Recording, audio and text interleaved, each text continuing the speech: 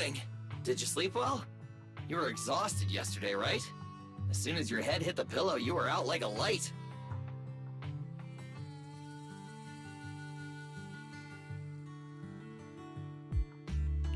Billy, are you getting ready to go somewhere? Actually, it's the opposite. I just took the other manager back to your store. The other manager and Ceasar decided that they're gonna move some of the equipment into your car and set up a mobile proxy workshop. You mean moving the HDD equipment out here? Right. The other manager said working in the city would make communication difficult. Plus, smart devices are few and far between in the Outer Ring, and long-range data transmission could slow us down. Oh, morning, Proxy. You're awake. Billy's right. You'll be more efficient working from here in the Outer Ring. Don't worry, we'll take care of the power and network connection. Even in the Outer Ring, you'll be, walking on thin ice.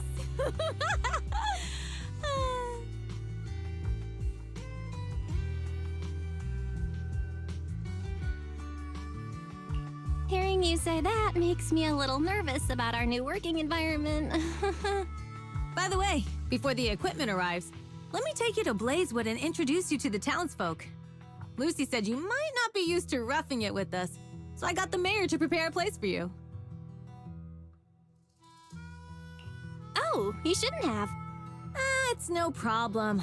After we get back from town, go talk to Lucy and the others. I heard from your brother that you need to collect some holo data before the race. Lucy and the gang are also preparing for the Tour d'Inferno. You should be able to help each other out.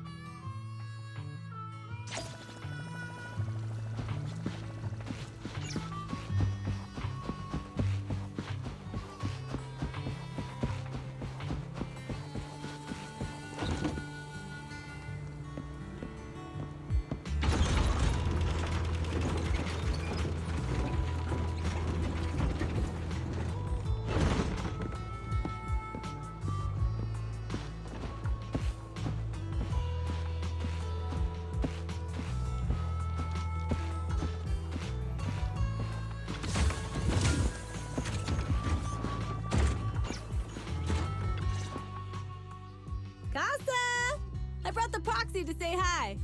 Oh, Ceasar. So this is the proxy from the city? Guess folks from New Eridu start working young, just like us.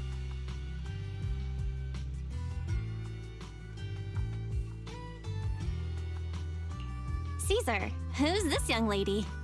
Young lady? You city folks talk funny.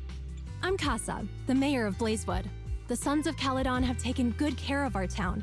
So if you need anything, just let me know. You can stay in the house behind me tonight. Sorry, it's still got some stuff that hasn't been moved out, but I'll get someone to clean it up. Hey, Casa. I noticed a lot of people in town making these woven items. We don't have a choice. The pipeline to town still isn't fixed. Without a gas station, all we can do is make handicrafts to earn a living. Luckily, we got a big order recently, and with the Tour d'Inferno coming up, the sunflints are selling like hotcakes. What's a sunflint? Oh, it's a kind of handicraft woven from straw. During the Tour d'Inferno, almost every house in the old oil field hangs them up.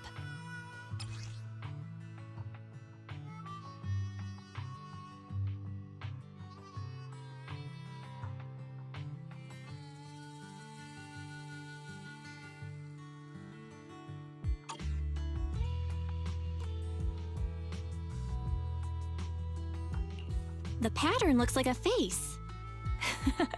The elders say this is the face of the god of sun and fire, who guides heroes to ignite Cinder Lake and return safely from the hollow. But there's another saying. The upside-down person on the sunflint is the first overlord of the Motor League. Such a unique pattern must have a story behind it, right? Yup! Actually, this pattern represents the legend of the first overlord's Tour d'Inferno. Though the old oil field can still produce oil, did you know the core oil field was swallowed up by a hollow decades ago?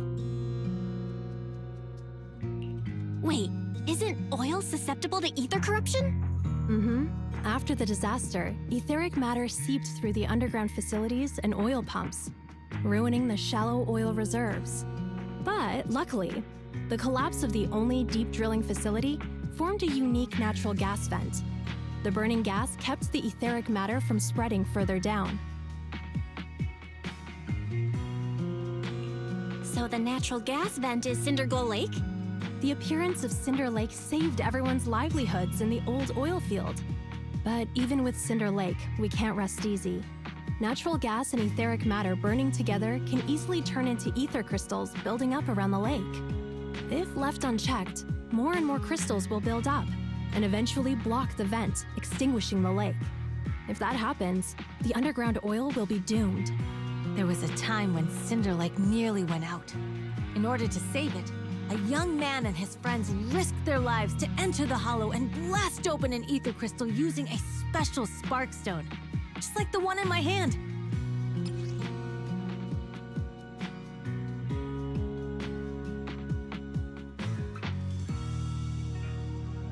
But the hollow was treacherous, and they didn't even have a carrot with them.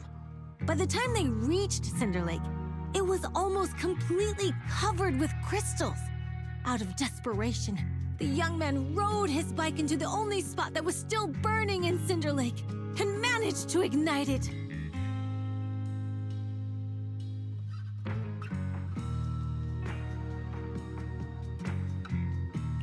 So, everyone makes sunflints in memory of his sacrifice. Oh, Proxy. I never said the first Overlord died there. It's normal for the proxy to think that way. After all, everyone who went to Cinder Lake with him thought he was dead, but a day later, he miraculously emerged from the hollow alive. Folks say the god of the sun and fire was moved by his bravery, allowing him to be reborn from the flames. Since then, the residents have drawn his face and the image of him diving into Cinder Lake on their sunflints. There's even a line from a folk song that goes, "Diving into the fiery sea, the hero returns valiantly."